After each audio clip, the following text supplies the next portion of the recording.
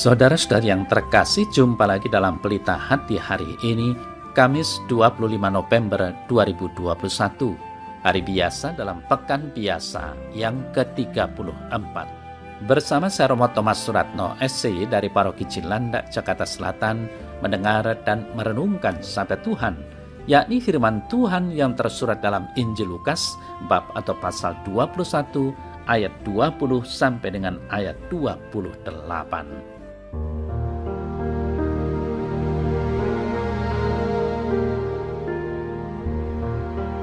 Pada suatu hari, Yesus berkata kepada murid-muridnya, "Apabila kamu melihat Yerusalem dikepung oleh tentara-tentara, ketahuilah bahwa keruntuhannya sudah dekat." Pada waktu itu orang-orang yang berada di Yudea harus melarikan diri ke pegunungan, dan orang-orang yang berada di dalam kota harus mengungsi, dan orang-orang yang berada di pedusunan jangan masuk lagi ke dalam kota. Sebab itulah masa pembalasan di mana akan genap semua yang ada tertulis. Celakalah ibu-ibu yang sedang hamil atau yang menyusukan bayi pada masa itu. Sebab akan datang kesesakan yang dahsyat atas seluruh negeri dan murka atas bangsa ini. Dan mereka akan tewas oleh mata pedang dan dibawa sebagai tawanan ke segala bangsa. Dan Yerusalem akan diinjak-injak oleh bangsa-bangsa yang tidak mengenal Allah sampai genaplah zaman bangsa-bangsa itu. Dan akan ada tanda-tanda pada matahari dan bulan dan bintang-bintang, dan di bumi bangsa-bangsa akan takut dan bingung menghadapi deru dan gelora laut. Orang akan mati ketakutan karena kecemasan berhubung dengan segala apa yang menimpa bumi ini. Sebab kuasa-kuasa langit akan goncang. Pada waktu itu orang akan melihat Anak Manusia datang dalam awan dengan segala kekuasaan dan kemuliaannya. Apabila semuanya itu mulai terjadi, bangkitlah dan angkatlah mukamu, sebab penyelamatanmu sudah dekat.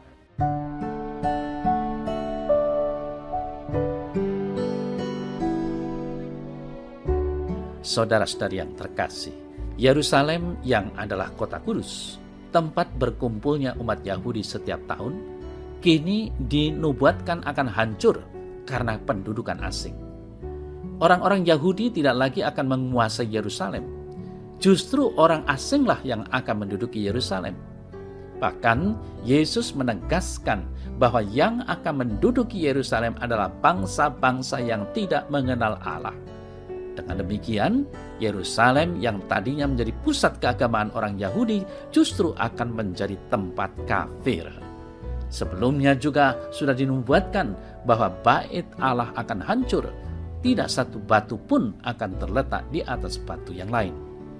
Saudara-saudari yang terkasih, Yesus mengingatkan supaya orang-orang meninggalkan Yerusalem apabila sudah mulai ada pendudukan. Jangan kembali ke dalamnya karena hanya akan dihancurkan dan binasa. Lebih aman bila tetap di luar kota, tersebar di berbagai tempat baru yang tidak dikuasai mereka yang tidak mengenal Allah. Dengan demikian berarti meninggalkan kejayaan Yerusalem lama dan memulai hidup baru. Saudara-saudari yang terkasih, itulah Yerusalem lama. Yerusalem yang hanya mengandalkan keindahan bangunan fisik. Yesus datang dan menjanjikan kedatangan Yerusalem baru, yakni dirinya sendiri yang membawa keselamatan. Yerusalem lama akan hancur dan identitas mereka akan hilang. Yerusalem baru akan bangkit dan mengumpulkan semua bangsa, tidak hanya orang Yahudi, tetapi siapa saja yang mau datang dan menerima tawaran keselamatan dari Allah sendiri. Yerusalem baru tidak hanya menghimpun satu bangsa, namun seluruh bangsa.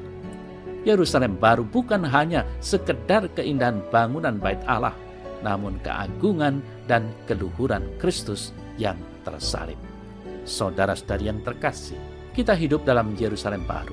Sudah semestinya juga mempunyai pola hidup yang sesuai dengan Yerusalem baru itu. Yerusalem lama menekankan aturan dan hukum. Aturan dan hukum utama dalam Yerusalem baru adalah hukum kasih.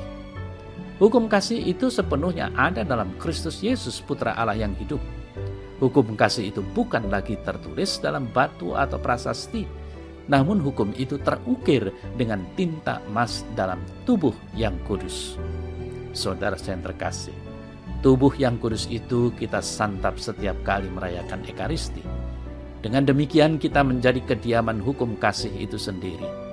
Maka tubuh kita menjadi medan perjuangan untuk melaksanakan hukum itu. Itulah Yerusalem baru, tempat kita mengungkapkan dan mewujudkan hukum Kristus. Diri kitalah yang menjadi hukum kasih itu dengan dasar utama adalah Kristus. Yerusalem baru menjadi medan bagi kita untuk menjadi orang Samaria yang baik hati. Menjadikan semua orang sebagai sesama adalah kebaruan dari Yerusalem lama. Justru karena beribadah, seorang beriman harus berani bersikap seperti orang Samaria yang baik hati itu. Saudara yang terkasih, itulah yang kita persiapkan untuk menyambut Dia yang akan datang kapanpun saatnya. Tekun dalam berdoa dan sekaligus tekun dalam menjadi sesama bagi yang lain adalah bentuk konkret persiapan kita masing-masing.